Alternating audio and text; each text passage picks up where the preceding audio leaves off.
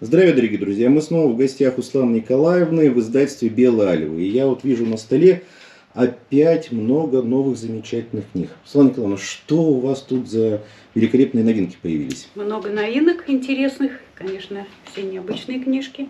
Так, ну начну с того, что вот мы допечатали две книжки. «Истины секретов не имеет» нашего дорогого Дегтярева, который книжка у нас пользуется большим интересом. Это фактически рассказы в художественном виде, рассказы о наших древних цивилизациях, и основаны они на реальных фактах, которые были обнаружены при исследовании древних цивилизаций и фактологии, которая была получена при раскопах и так далее. То есть реальные книжки.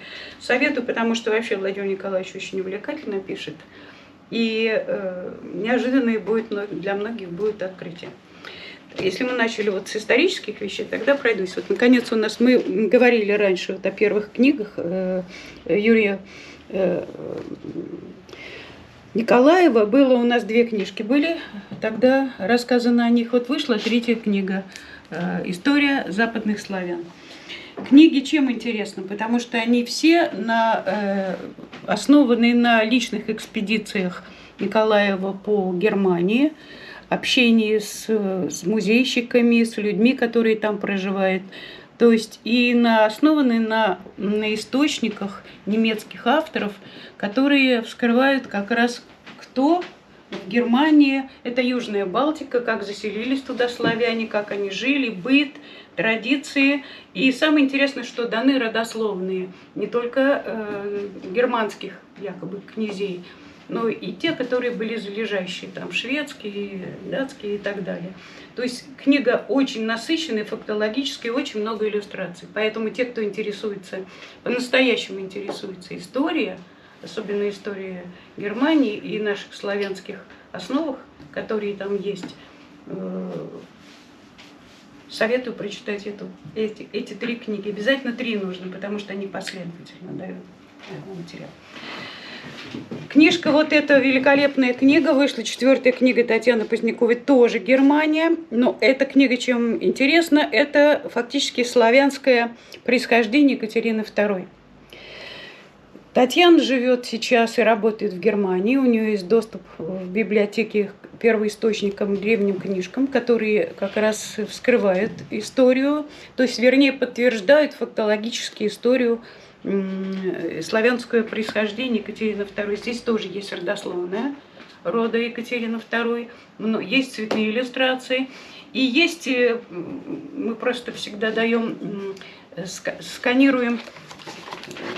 сканированные страницы из немецких первоисточников, которые дает Татьяна, со ссылками, много литературы, и с ее комментариями, вот как раз тоже здесь родословная Екатерины II. Тоже много иллюстраций, есть цветные иллюстрации. Такая очень стройная, хорошо выстроенная книжка.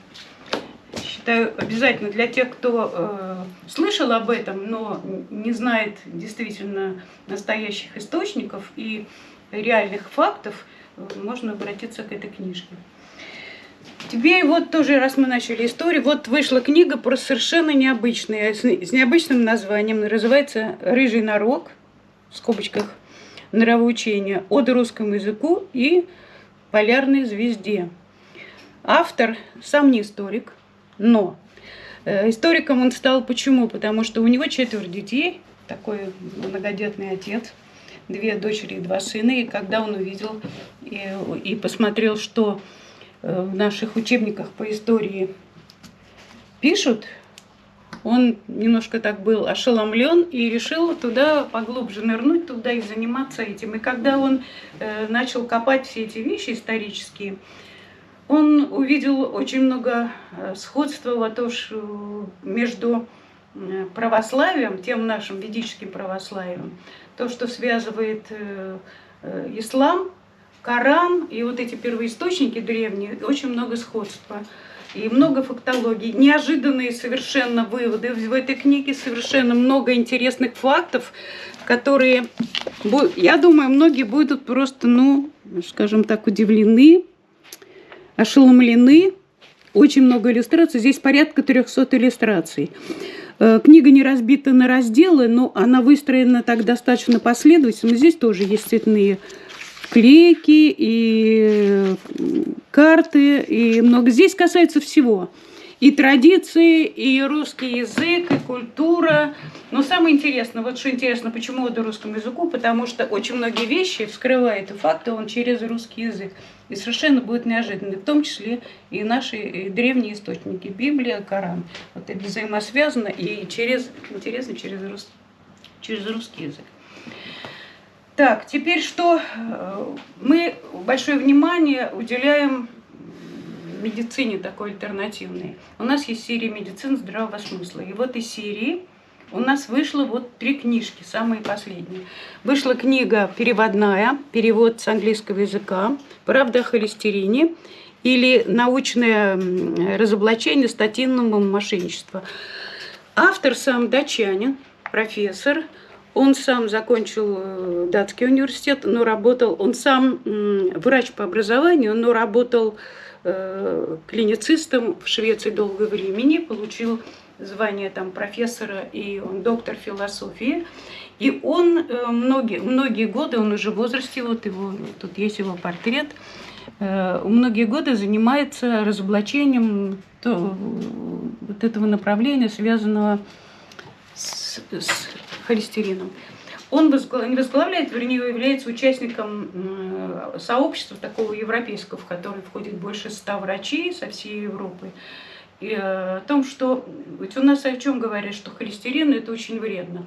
Он как раз говорит об обратном, что снижение холестерина вызывает очень серьезные последствия. И он также вот здесь, в этой книге, в том числе, рассказывает это его открытие, его гипотеза, причина возникновения атеросклероза. Я думаю, что это важно для всех, особенно людей в возрасте. Вышла книга у нас вот «Лечение красным светом. Чудо медицины. Теория и практика». Книга составлена из нескольких материалов. Здесь первая статья, здесь тоже очень много цветных иллюстраций. 4 фактически автора. Первая книга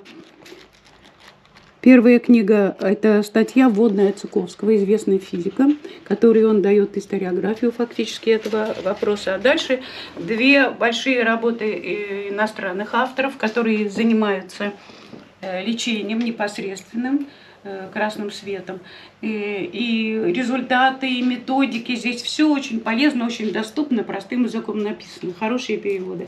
И последняя статья – это Сергея Ивановича Сухоноса, известного тоже нашего ученого-физика, к сожалению, который недавно погиб в автомобильной катастрофе, и я ему хотела сделать вот даже такой сюрприз, он даже не знал, что эта книжка уже была сдана в типографию, и она вышла. И вот буквально вот так получилось, мы получили книгу, и буквально через 2 дня узнали, что он погиб. Вот я сожалею. Для тех, кто заботится о своем здоровье, советую прочитать. Почему? Потому что красный свет, в отличие от другого света, проникает очень глубоко и попадает непосредственно в кровь.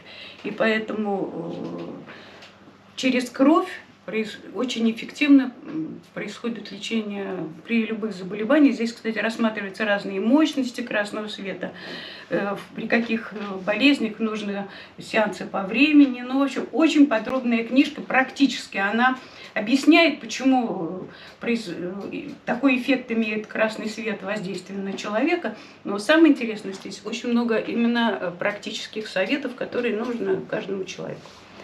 Вот только что вчера буквально получили книжку Валентины Юрьевны Мироновой, нашей замечательной тоже. Эта книга вошла в эту серию. Почему? «Первопроходцы». Это фактически книга про аутистов. Здесь тоже есть и цветные иллюстрации. И здесь самое интересное, что это научный подход, в том числе. Тоже объясняются причины через мозг, через разные медицинские подходы. И в то же время она имеет практику общения с детьми-аутистами и делает свои выводы не только на основании медицинских вещей, но и на основании вот таких глубинных, реальных человеческих общений. Ну и почему она первопроходцами? Она считает, что видите, принять гений называется. Она считает, что гений, потому что они узкоспециализированные гении, которые заточены, каждый, который приходит сюда, приносит нам знания, которые нам еще предстоит открыть. Но они должны быть использованы в очень узкой специализации. Там айтишники, либо дизайнеры и так далее. Что это отношение общества, ну, не совсем, с ее точки зрения, правильно к этим детям. Ну, скажем, детям или уже взрослым. Вот тоже вчера буквально получили книгу Дмитрия Ефремова, наш автор, который мы уже издали несколько книг. Это книга «Иллюзия. Великий самообман» или «Как прозреть». Это такая философская книжка, практическая, с подсказками, как выйти из мира иллюзий. Она оригинально тоже оформлена. Книга такая философская. Ну, такое впечатление, что человек, автор, общается с читателем, разговаривает, дает советы. И такое хорошее и приятное погружение. И думаю, что каждый может что-то извлечь и сделать для себя выводы. Вот вышла книга у нас «Управление стрессом». Это Елена Манас вот здесь выложила вторую книжку. Мы раньше ее, почему? Потому что ее допечатали в связи с тем, что издали эту книгу. «Функции мозга в космобиологии». Книга – это астрологические исследования. Елена Манас – астролог, причем она такой астролог, который совокупно берет знания разных астрологических школ, которые известны. Здесь много дано примеров, по которым можно сказать, откуда возникают эти патологии в человеке, когда человек так подвержен стрессу. Но для того, чтобы стать стрессоустойчивым, нужно знать причины и как с этим бороться. Так, теперь вот книжка. Ну, наш известный автор Андрей Тюняев написал, ну, эта книга, ну, мы в этом году 80 лет мы празднуем, и он написал фактически эту книжку о своем деде. Дед его в Тульской, это под Тулой деревня жил, он был убит, и они были, потом были произведены раскопки, уже в наше время, в современное время, и все вот эти фамилии были, ну, как вам сказать, обозначено, что это было, ну, немцы, зверство немцев, и как обращались немцы с нашим населением, в том числе вот в деревнях. Эта книга, здесь его пошла его поэма, которую он написал еще очень давно, но вот в этот раз он описывает здесь, ну, дает информацию о своей семье, о дедушке, бабушке. Вот эту поэму помещает. А в конце даны материалы Нюрнбергского процесса, которые как раз свидетельствуют, ну, и те, которые были приняты материалы в отношении последствий пребывания фашистов на нашей территории. Еще я забыла сказать, вот книга Валентины Юрьевны Мироновны «Структура нового пространства». Знаем, что сейчас меняется энергетика Земли, соответственно, меняется световое тело человека. И это ее подача о том, как это меняется и в каком виде происходит изменение, и как нужно в это новое пространство входить, чтобы не подвергнуться разрушению. Так, и еще вот закончим, наверное, вот с этой книгой. Это Владимир Иванович Говоров, знаменитый человек. Тоже книга «Начало православной арифметики на основе праязыка мироздания». Книга цветная, много уникальных знаний. Дело в том, что язык, арифметика, геометрия, вот с подачи Владимира Ивановича, все очень связаны. К сожалению, у нас вот этой связи никто не усматривает. Мы уже издавали книгу «Зачало ведической арифметики для детей». Это уже вторая книга, которую мы издали, и которая более цельная, более полная. И здесь вот как раз не только дана геометрия и арифметика, но все это увязывается через ведический проязык, который такой графичный, и который объясняет очень многие вещи. Но самое интересное, что вот дети, поскольку это образы, воспринимают очень хорошо этот материал. Взрослым достаточно тяжело, потому что стереотипов очень много.